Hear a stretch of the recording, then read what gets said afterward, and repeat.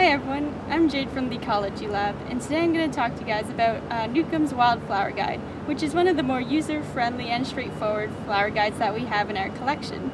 So to start off, when you find your flower, you're going to want to open up to this page, which will have the main tools that you use for identifying your plant. Newcomb's focuses on three main aspects of the plant, which is flower type, plant type, and leaf type.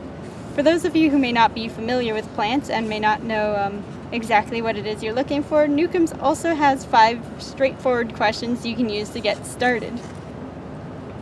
So these questions can be found here under the 5 questions, and the first question is asking if the plant is regular, irregular, or has parts indistinguishable. Once you've determined that and you have determined the plant flower is regular, you then want to ask how many petals or similar parts it has. For plant type, you want to ask, is the plant a wildflower, a shrub, or a vine?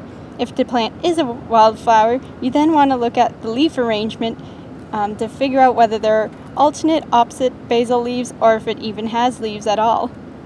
Once you've determined that, you then want to look at the leaf type. The leaf type are things such as if the margins are entire, toothed, lobed, or divided.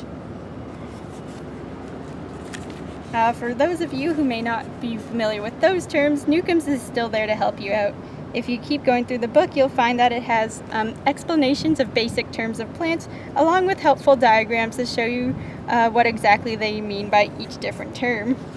Along with that, Newcomb's also comes with a glossary to define all the different terms that they use when IDing plants, to give you guys some help if you're, again, not that familiar with different plant terms.